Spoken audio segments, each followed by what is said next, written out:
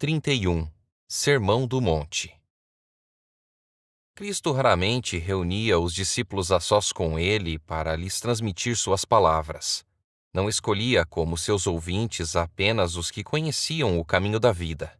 Sua obra era estar em contato com as multidões que estavam em ignorância e erro. Dava suas lições da verdade, onde estas pudessem alcançar as mentes obscurecidas.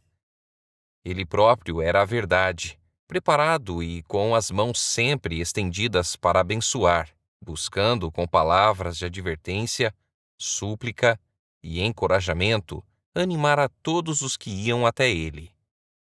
O Sermão do Monte, embora dirigido especialmente para os discípulos, foi proferido aos ouvidos da multidão. Após a ordenação dos apóstolos, Jesus foi com eles para a beira do mar. Ali, de manhã cedo, o povo começara a se reunir.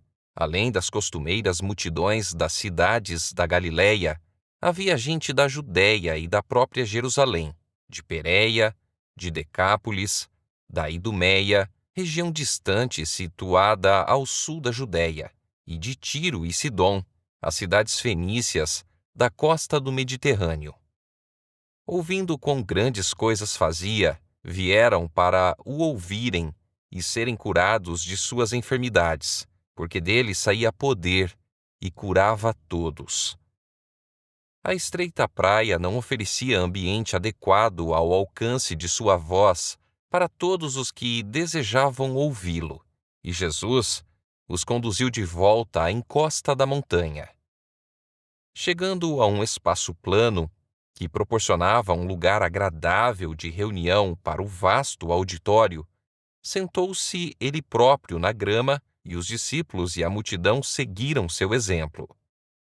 O lugar dos discípulos era sempre próximo a Jesus. O povo se comprimia constantemente em torno dele, mas os discípulos entendiam que seu lugar junto do Mestre não devia ser tomado pela multidão.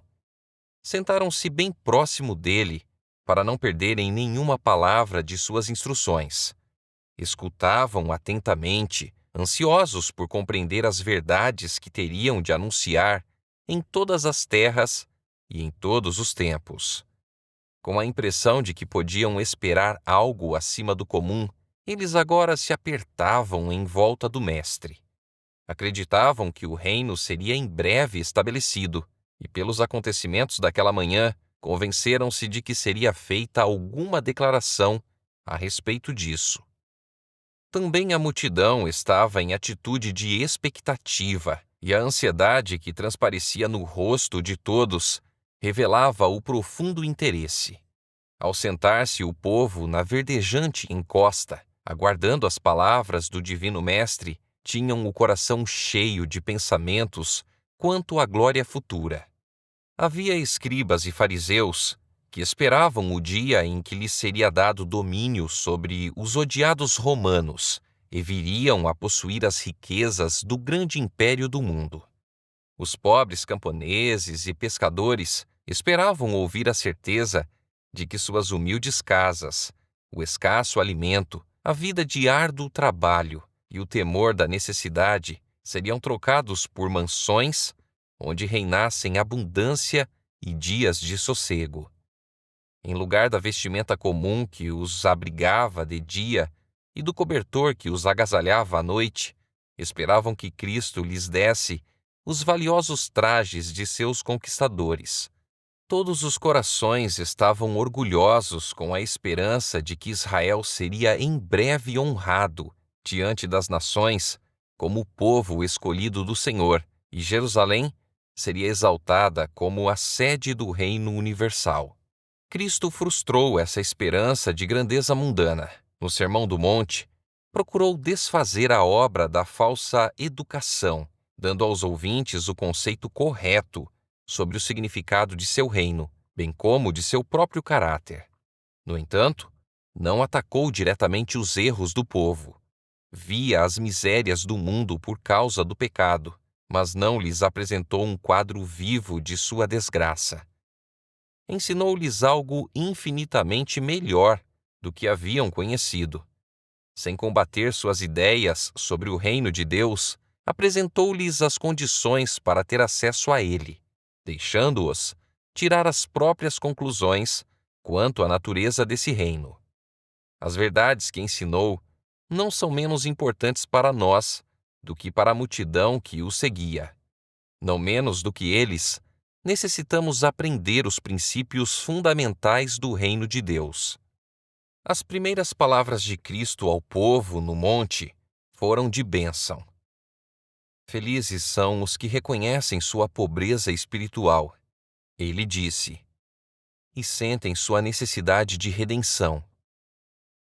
O Evangelho deve ser pregado ao pobre. Ele não é revelado ao espiritualmente orgulhoso, o que diz ser rico e de nada necessitar, mas aos humildes e contritos. Uma única fonte foi aberta para o pecado, uma fonte para os pobres de espírito. O coração orgulhoso se esforça para alcançar a salvação, mas tanto o nosso direito ao céu quanto nossa aptidão para ele encontram-se na justiça de Cristo. O Senhor não pode fazer nada para a restauração do ser humano enquanto ele não se entrega à orientação divina, convicto da própria fraqueza e despido de toda arrogância. Só então pode receber o dom que Deus está esperando para conceder. Nada é recusado à pessoa que sente a própria necessidade. Ela tem ilimitado acesso àquele em quem habita a plenitude. Assim diz o alto, o sublime, que habita a eternidade, o qual tem o nome de santo. Habito no alto e santo lugar, mas habito também com o contrito e abatido de espírito, para vivificar o espírito dos abatidos e vivificar o coração dos contritos. Bem-aventurados os que choram, porque serão consolados. Por essas palavras, Cristo não ensina que o choro em si mesmo tenha poder para remover a culpa do pecado. Não aprova a suposta ou voluntária humildade. O choro a que se refere não consiste em melancolia e lamentação. Ao mesmo tempo que nos afligimos por causa do pecado, devemos nos alegrar no precioso privilégio de ser filhos de Deus. Muitas vezes nos entristecemos porque nossas más ações nos trazem desagradáveis consequências. Mas isso não é arrependimento. A verdadeira tristeza pelo pecado é o resultado da atuação do Espírito Santo. Este revela a ingratidão da alma que menosprezou e ofendeu o Salvador, levando-nos contritos ao pé da cruz. Jesus é ferido novamente por todo o pecado. E ao olharmos para aquele a quem traspassamos, choramos pelas transgressões que lhe trouxeram angústia. Tal pranto levará à renúncia do pecado. Os mundanos talvez considerem esse choro uma fraqueza, mas ele é a força que liga a pessoa arrependida ao infinito com laços que não podem ser rompidos. Mostra que os anjos de Deus estão outra vez trazendo à alma as virtudes perdidas por causa da dureza de coração e das transgressões. As lágrimas do penitente são apenas as gotas de chuva que precedem o sol da santidade. Essa tristeza prenuncia a alegria que será uma viva fonte no coração. Tão somente reconhece a tua iniquidade, reconhece que transgrediste contra o Senhor teu Deus, e não farei cair a minha ira sobre ti, porque eu sou compassivo, diz o Senhor. Sobre os que em Sião estão de luto, ele determinou dar-lhes uma coroa em vez de cinzas, óleo de alegria em vez de pranto, veste de louvor em vez de espírito angustiado. E existe conforto também para os que choram em provação e dor. A amargura do desgosto e da humilhação é preferível às satisfações do pecado. Por meio da aflição, Deus nos revela os lugares infeccionados em nosso caráter, para que, por sua graça, possamos vencer nossas faltas. Situações desconhecidas que nos dizem respeito são apresentadas a nós, e sobrevém a prova para ver se aceitamos a repreensão e o conselho de Deus. Quando provados, não devemos nos afligir e reclamar nem nos rebelar ou tentar fugir de Cristo. Devemos humilhar o coração diante de Deus. Os caminhos do Senhor são obscuros ao que procura ver as coisas sob um aspecto agradável para si mesmo. Parecem sombrios e sem alegria à nossa natureza humana, mas os caminhos de Deus são de misericórdia e o fim é salvação. Elias não sabia o que estava fazendo quando disse, no deserto, que estava cansado de viver e orou pedindo a morte. O Senhor, em sua misericórdia, não o atendeu.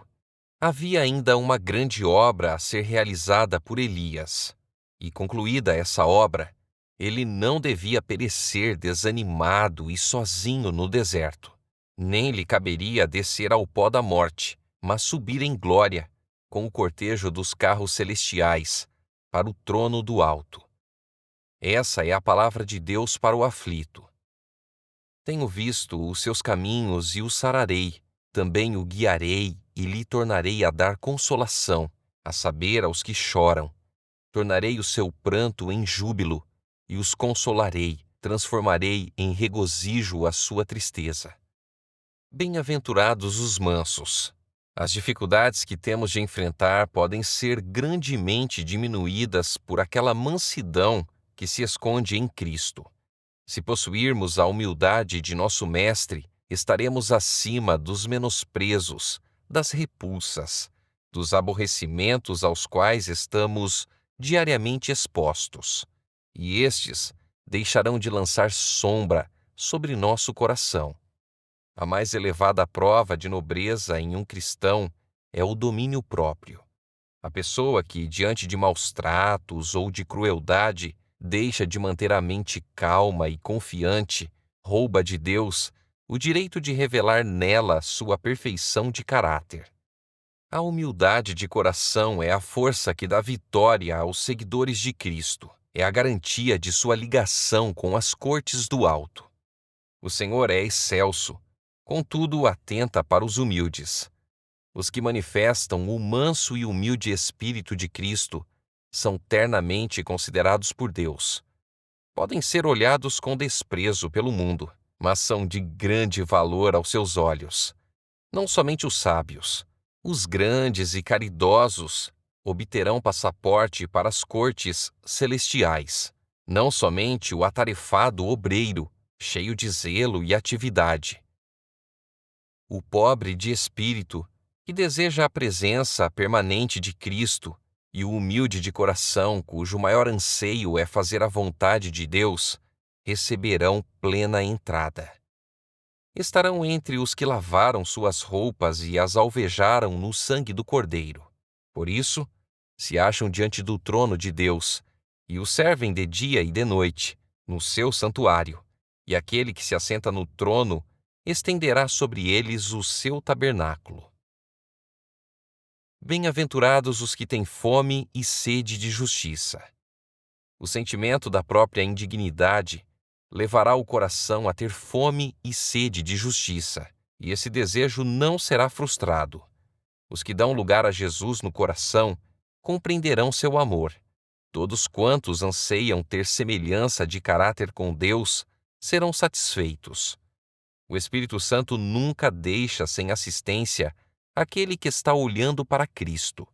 Ele toma do que é de Cristo e o revela. Se o olhar se mantiver fixo em Jesus, a obra do Espírito não cessa até que a pessoa esteja conforme sua imagem. O puro elemento do amor expandirá o coração, comunicando-lhe capacidade para altas conquistas, para maior conhecimento das coisas celestiais, de maneira que a pessoa não fique aquém da plenitude. Bem-aventurados os que têm fome e sede de justiça, porque serão fartos. O misericordioso encontrará misericórdia, e o puro de coração verá a Deus. Todo pensamento impuro contamina o coração, enfraquece o senso moral e acaba apagando as impressões do Espírito Santo. Diminui a visão espiritual, de modo que as pessoas não conseguem ver a Deus. O Senhor pode perdoar o arrependido pecador, e perdoa. Mas, embora perdoada, a pessoa fica prejudicada. Toda impureza de linguagem ou de pensamento deve ser evitada por aquele que quer possuir clara percepção da verdade espiritual. No entanto, as palavras de Cristo abrangem mais que a isenção da impureza moral, mais que a ausência daquela contaminação cerimonial que os judeus tão rigorosamente evitavam. O egoísmo nos impede de ver a Deus. O interesseiro julga a Deus igual a si mesmo. Até que tenhamos renunciado a isso, não podemos compreender aquele que é amor. Unicamente o coração abnegado, humilde e fiel verá a Deus como compassivo, clemente e longânimo, e grande em misericórdia e fidelidade. Bem-aventurados os pacificadores.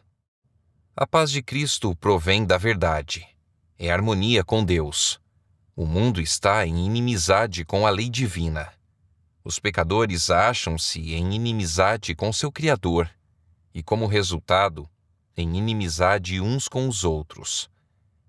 Mas o salmista declara: grande paz têm os que amam a tua lei. Para eles não há tropeço. As pessoas não conseguem fabricar a paz.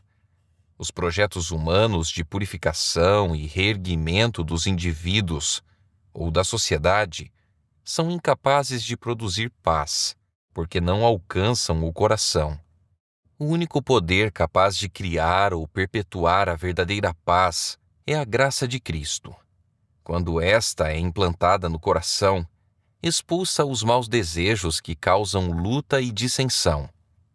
Em lugar do espinheiro, crescerá o cipreste, e em lugar da sarça, crescerá a murta, e a vida deserta exultará e florescerá como o narciso. As multidões se surpreendiam diante desses ensinos, tão diferentes dos preceitos e exemplos dos fariseus. O povo chegara a pensar que a felicidade consistia na posse das coisas deste mundo, e que a fama e honra dos homens eram o suficiente para se cobiçar. Era muito agradável alguém ser chamado rabino e ser exaltado como sábio e religioso, exibindo suas virtudes perante o público. Isso era considerado como a suprema felicidade. No entanto, perante aquela multidão, Jesus declarou que o lucro terrestre era toda a recompensa que essas pessoas obteriam. Falava com segurança, e um convincente poder apoiava suas palavras. O povo emudeceu, sendo tomado de um sentimento de temor. Olhavam-se uns aos outros, em dúvida. Quem dentre eles se salvaria se fossem verdadeiros os ensinos desse homem? Muitos estavam convencidos de que esse notável mestre era movido pelo Espírito de Deus e que os argumentos por ele apresentados eram de origem divina. Depois de explicar em que consistia a verdadeira felicidade e como podia ser obtida, Jesus indicou mais definidamente os deveres de seus discípulos, como mestres escolhidos por Deus para levar outros ao caminho da justiça e da vida eterna. Sabia que muitas vezes ficariam decepcionados e sofreriam desânimo, enfrentariam forte oposição, seriam insultados e seu testemunho rejeitado. Ele sabia que no cumprimento de sua missão, os humildes homens que tão atentamente escutavam suas palavras sofreriam calúnias, torturas, prisões e morte. E continuou: bem-aventurados os perseguidos por causa da justiça, porque deles é o reino dos céus. Bem-aventurados sois quando por minha causa vos injuriarem e vos perseguirem, e mentindo, disserem todo o mal contra vós. Regozijai-vos e exultai, porque é grande o vosso galardão nos céus, pois assim perseguiram aos profetas que viveram antes de vós. O mundo ama o pecado e odeia a justiça, e foi essa a causa de sua hostilidade por Jesus. Todos os que recusam seu infinito amor acharão o cristianismo perturbador, A luz de Cristo afasta as trevas que cobrem os pecados deles, mostrando a necessidade de reforma. Aqueles que se submetem à influência do Espírito Santo começam a lutar consigo mesmos, mas os que se apegam ao pecado combatem contra a verdade e seus representantes.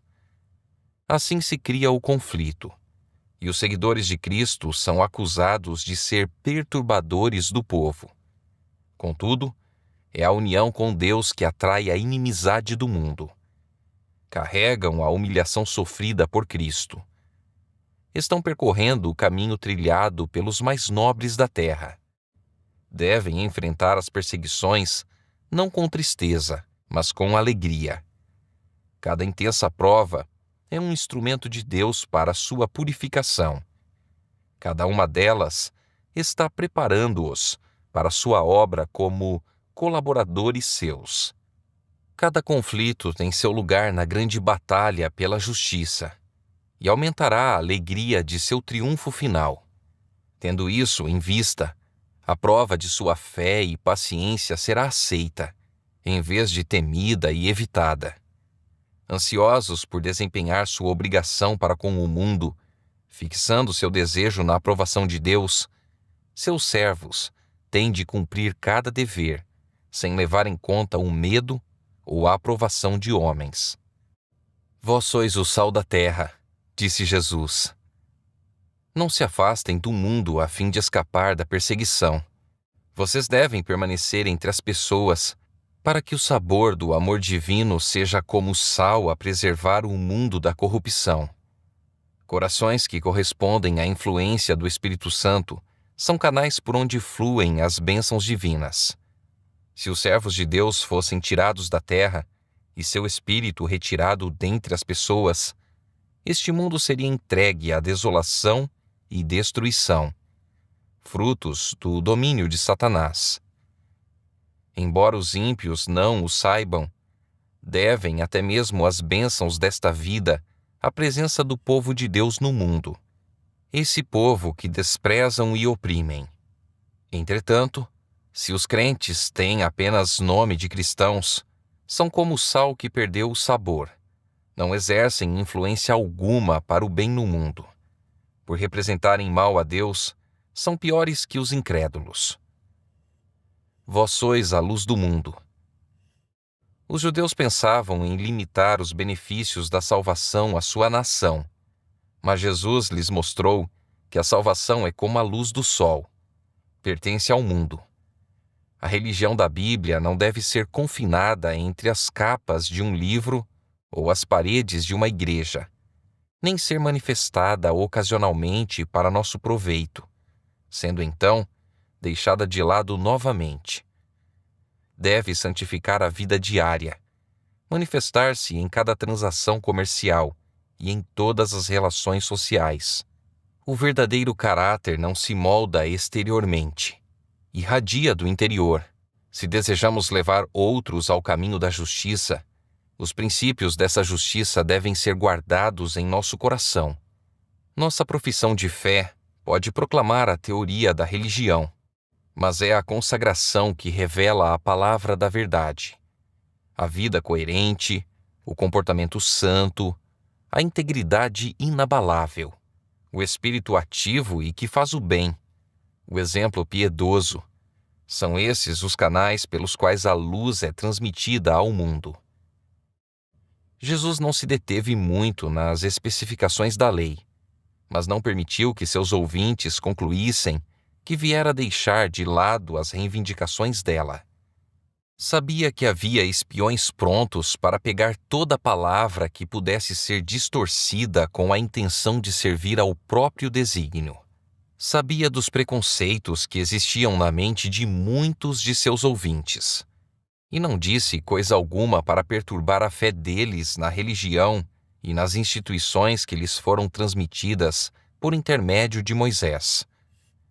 O próprio Cristo dera tanto a lei moral quanto a cerimonial. Não viera destruir a confiança em suas instruções. Era por causa de sua grande reverência pela lei e pelos profetas que procurava fazer uma brecha no muro de exigências tradicionais que cercava os judeus. Embora pusesse de lado as falsas interpretações da lei, Jesus evitava cuidadosamente que seus discípulos abandonassem as verdades vitais confiadas aos hebreus.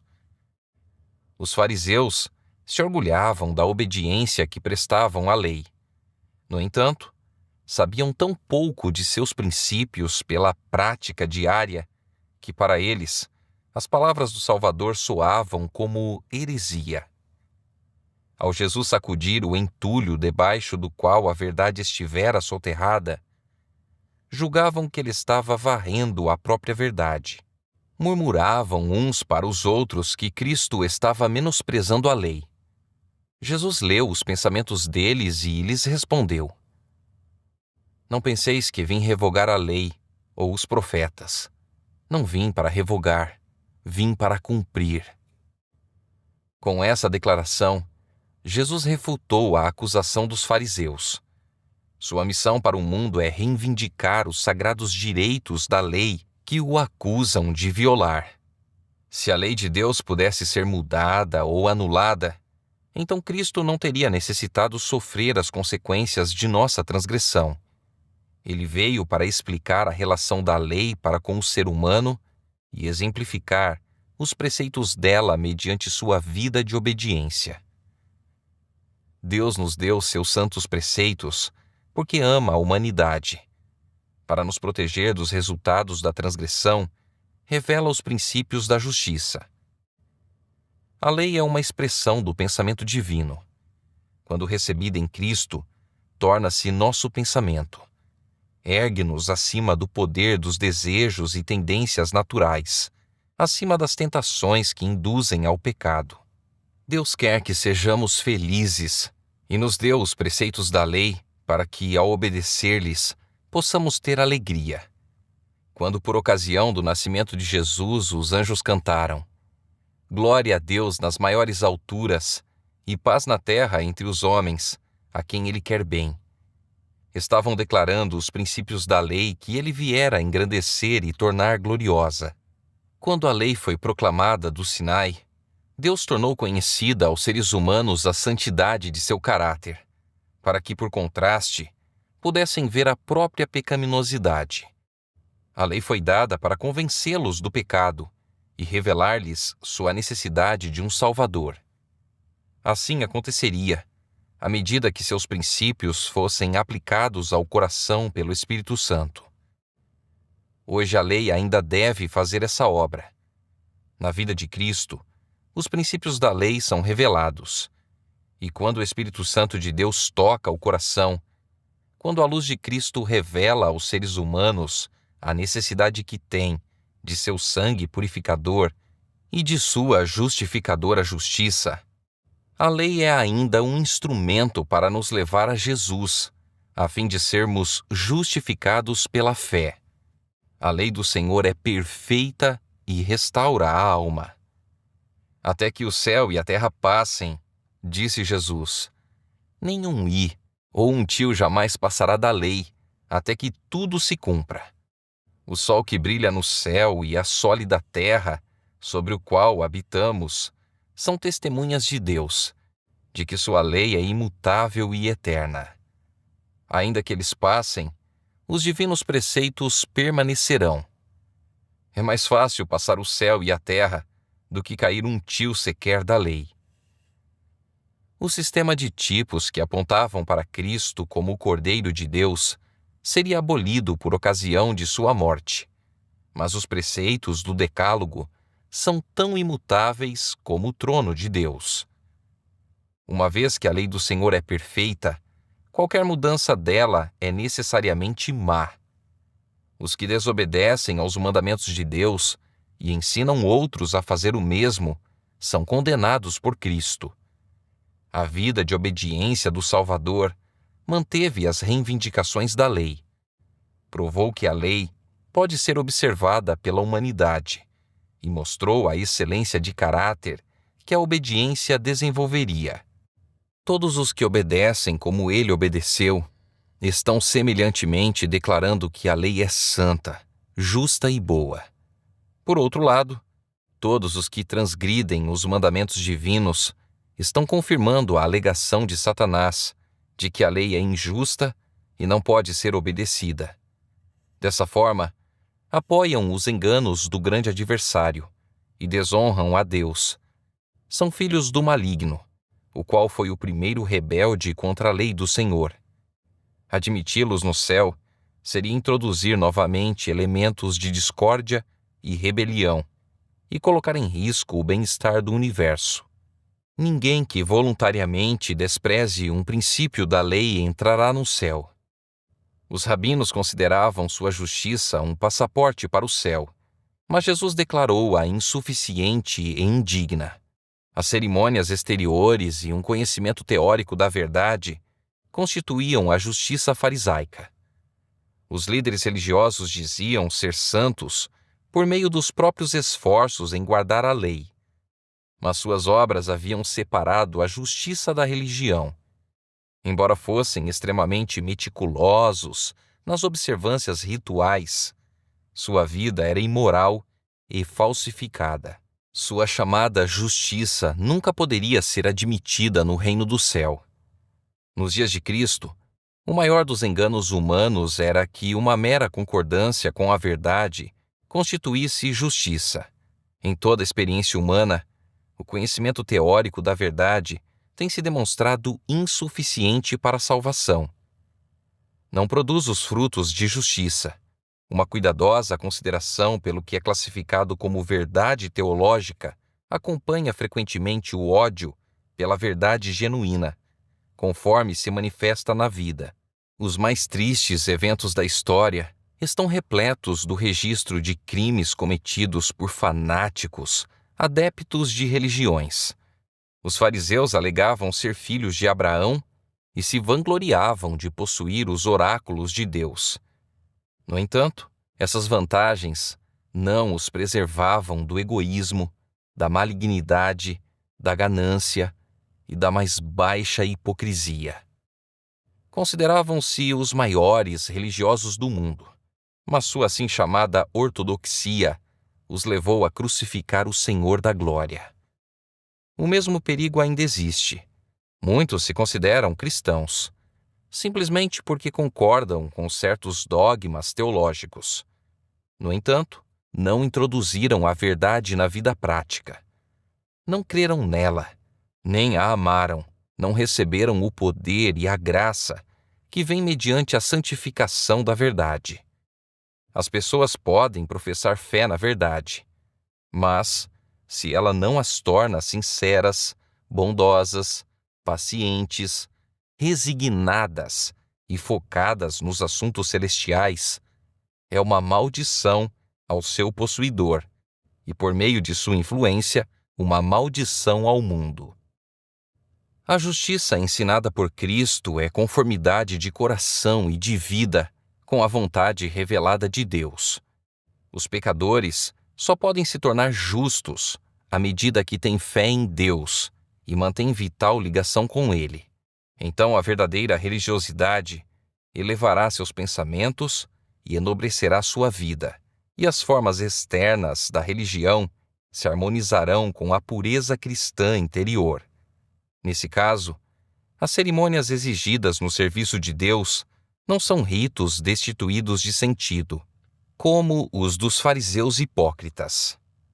Jesus considerou separadamente os mandamentos e explicou a profundidade e a abrangência de suas reivindicações. Em vez de remover o mínimo de sua força, mostrou como é vasto o alcance de seus princípios e expôs o erro fatal dos judeus em sua ostentação exterior de obediência.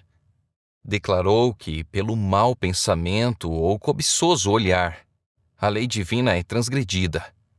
Uma pessoa que se torna participante da mínima injustiça está violando a lei e degradando sua natureza moral. O homicídio surge primeiro na mente. Aquele que dá ao ódio um lugar no coração está pondo o pé no caminho do assassinato, e suas ofertas não agradam a Deus. Os judeus cultivavam um espírito vingativo. Em seu ódio aos romanos, proferiam duras acusações e agradavam ao maligno pela manifestação de seus atributos. Estavam, assim, se preparando para praticar as terríveis ações a que ele os levou. Na vida religiosa dos fariseus, não havia nada que desse um bom testemunho aos olhos dos gentios. Jesus os advertiu a não se enganarem com a ideia de que podiam se revoltar no coração contra seus opressores e cultivar o anseio de se vingar de suas injustiças. É verdade que há uma indignação justificável, mesmo nos seguidores de Cristo. Quando veem que Deus é desonrado e seu serviço exposto ao descrédito, quando veem o inocente oprimido, uma justa indignação agita o coração. Essa ira, nascida da sensibilidade moral, não é pecado. Mas os que, por qualquer suposta provocação, sentem-se livres para ceder à raiva ou ao ressentimento, estão abrindo o coração a Satanás. Se quisermos estar em harmonia com o céu, a mágoa e a inimizade devem ser banidas do coração. O Salvador foi além disso. Ele disse: Se, pois, ao trazeres ao altar a tua oferta, ali te lembrares de que teu irmão tem alguma coisa contra ti, deixa perante o altar a tua oferta. Vai primeiro reconciliar-te com teu irmão, e então, voltando, faze a tua oferta. Muitos são zelosos nos cultos, ao passo que entre eles e seus irmãos existem lamentáveis diferenças que poderiam ser resolvidas. Deus exige que façam tudo ao seu alcance para restaurar a harmonia. Enquanto não fizerem isso, não pode aceitar a adoração deles. O dever do cristão a respeito disso é claramente indicado. Deus derrama suas bênçãos sobre todos, faz nascer o seu sol sobre maus e bons, e vir chuvas sobre justos e injustos. É benigno até para com os ingratos e maus. Pede-nos que sejamos semelhantes a ele. Bendizei os que vos maldizem, disse Jesus. Fazei bem aos que vos odeiam, para que sejais filhos do Pai que está nos céus. Esses são os princípios da lei e as fontes da vida. O ideal de Deus para seus filhos é mais elevado do que o pensamento humano pode alcançar. Portanto, sede vós perfeitos, como perfeito é o vosso Pai Celeste. Esse mandamento é uma promessa. O plano da redenção visa a nossa completa libertação do poder de Satanás. Cristo sempre afasta do pecado a pessoa arrependida. Veio para destruir as obras do diabo e tomou providências para que o Espírito Santo fosse comunicado a todo aquele que se arrepende, para guardá-lo de pecar. A influência do tentador não deve ser considerada desculpa para qualquer erro. Satanás se alegra quando ouve professos seguidores de Cristo apresentando desculpas quanto à sua deformidade de caráter. São essas justificativas que levam ao pecado. Não há desculpas para pecar. Uma postura santa e uma vida cristã são acessíveis a todo filho de Deus, arrependido e que crê. O ideal do caráter cristão é a semelhança com Cristo. Como o Filho do Homem foi perfeito em sua vida, assim seus seguidores devem ser perfeitos na sua. Jesus foi em todas as coisas feito semelhante aos seus irmãos. Tornou-se carne como nós. Tinha fome, sede e cansaço. Sustentava-se com alimento e revigorava-se pelo sono. Era Deus em carne. Ele compartilhou do destino humano, mas era o imaculado Filho de Deus. Seu caráter deve ser o nosso. O Senhor diz a respeito dos que nele creem: habitarei e andarei entre eles. Serei o seu Deus, e eles serão o meu povo. Cristo é a escada que Jacó viu, tendo a base na terra e o topo chegando à porta do céu, ao próprio limiar da glória. Se aquela escada tivesse deixado de chegar à terra, por um único degrau que fosse, estaríamos perdidos. Porém, Cristo nos alcança onde estamos. Assumiu nossa natureza e venceu, para que, revestindo-nos de sua natureza, pudéssemos vencer. Feito em semelhança de carne pecaminosa, viveu uma vida isenta de pecado. Agora, por sua divindade, segura-se firme no trono do céu, enquanto, por sua humanidade, estende a mão para nós. Ele nos manda alcançar, pela fé nele, a glória do caráter de Deus. Portanto, devemos ser perfeitos como é perfeito nosso Pai Celestial. Jesus mostrara em que consiste a justiça e que Deus é a fonte dela. Voltou-se então para os deveres práticos. Ao vocês darem esmolas, orar e jejuar, disse ele, que nada seja feito com o intuito de atrair atenção ou elogios ao próprio eu. Deem com sinceridade, para benefício do pobre e sofredor. Na oração, tenham comunhão com Deus. Ao jejuar, não andem cabisbaixos, tendo a mente ocupada consigo mesmos. O coração do fariseu é um solo árido e inútil, em que nenhuma semente de vida divina pode crescer. Aquele que se entrega a Deus de forma mais completa é que lhe presta o serviço mais aceitável, pois mediante a comunhão com Ele, as pessoas se tornam suas colaboradoras, manifestando seu caráter na humanidade. A adoração prestada em sinceridade de coração tem grande recompensa. Teu Pai, que vem em secreto, te recompensará. O caráter é formado pela vida que vivemos mediante a graça de Cristo. A beleza original começa a ser restaurada no interior. Os atributos do caráter de Cristo são comunicados, e a imagem do ser divino começa a ser refletida. A fisionomia de homens e mulheres que andam e trabalham com Deus expressa a paz do céu. São rodeados pela atmosfera celestial. Para essas pessoas, o reino de Deus já começou. Possuem a alegria de Cristo, a satisfação de ser uma bênção à humanidade. Têm a honra de ser aceitos para o serviço do Mestre. A eles é confiado fazer a obra de Cristo em nome dele. Ninguém pode servir a dois senhores. Não podemos servir a Deus com o coração dividido. A religião bíblica não é simplesmente uma influência entre outras. Tem de ser suprema, permeando e dominando todas as outras formas de influência. Não deverá ser como uma pincelada dando aqui e ali cor a uma tela, mas encher a vida toda, como se a mesma tela fosse imergida na tinta, até que cada fio ficasse tingido com um tom forte e permanente. Se os seus olhos forem bons, todo o seu corpo será cheio de luz, mas se os seus olhos forem maus, todo o seu corpo será cheio de trevas. Pureza e firmeza de propósito são condições para receber luz de Deus. Aquele que deseja conhecer a verdade deve estar disposto a aceitar tudo que ela mostra. Não pode ter nenhum envolvimento com o erro. Estar vacilante e morno para com a verdade é preferir as trevas do erro e o engano de Satanás. Os métodos mundanos e os corretos princípios da justiça não se misturam imperceptivelmente como as cores do arco-íris. Entre eles, há uma separação ampla e clara, traçada pelo Deus eterno.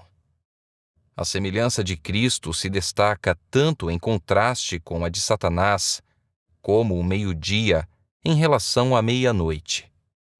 E unicamente os que vivem a vida de Cristo são seus colaboradores. Se um pecado é nutrido no coração, ou uma prática errada é mantida na vida, todo o ser é contaminado. A pessoa se torna instrumento de injustiça. Todos os que escolheram o serviço de Deus devem descansar em seu cuidado. Cristo apontou para as aves voando no céu e para as flores do campo, pedindo aos seus ouvintes que considerassem essas criaturas de Deus. Porventura não valeis vós, muito mais do que as aves, disse ele. A medida da atenção divina concedida a qualquer criatura é proporcional à sua posição na escala dos seres. O pequeno pardal é protegido pela providência divina. As flores do campo e a relva que cobre o solo partilham da atenção e do cuidado do Pai Celestial. O artista mestre teve um cuidado especial em relação aos lírios, fazendo-os tão bonitos que ultrapassam a glória de Salomão. Quanto mais ele cuida do ser humano, que é a imagem e glória divinas. Deseja ver seus filhos revelarem um caráter à sua semelhança.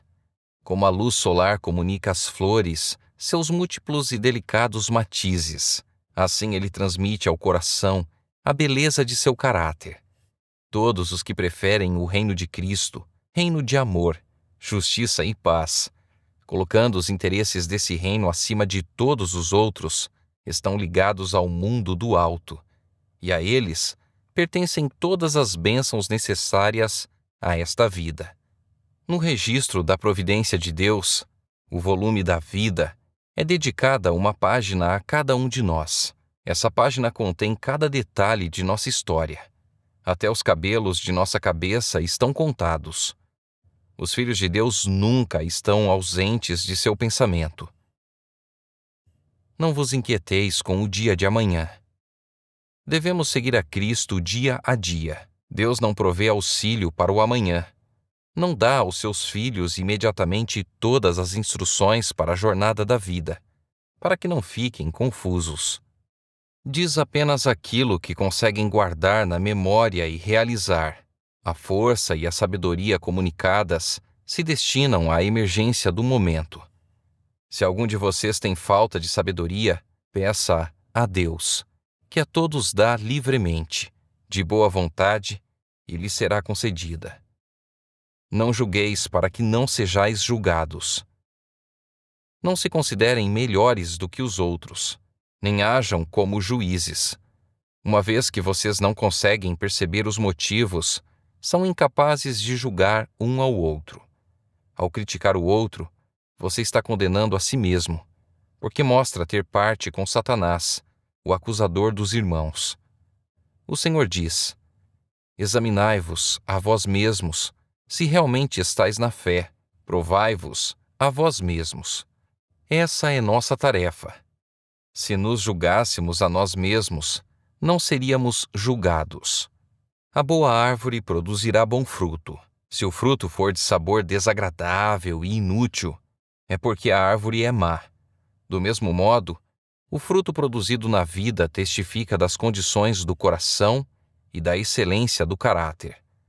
As boas obras jamais poderão comprar a salvação, porém, são um indício da fé que opera por amor e purifica o coração.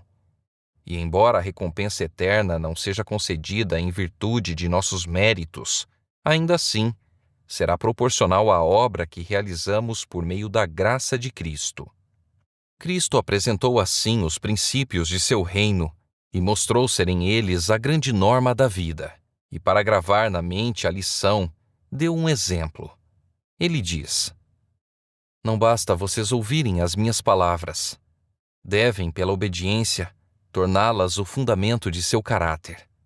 O próprio eu não passa de areia movediça. Se vocês edificarem sobre teorias e invenções humanas, a casa de vocês ruirá. Pelos ventos da tentação, pelas tempestades das provas, será varrida. Porém, esses princípios que lhes dei permanecerão. Recebam-me, edifiquem sobre minhas palavras. Todo aquele, pois, que ouve estas minhas palavras e as pratica, será comparado a um homem prudente que edificou a sua casa sobre a rocha.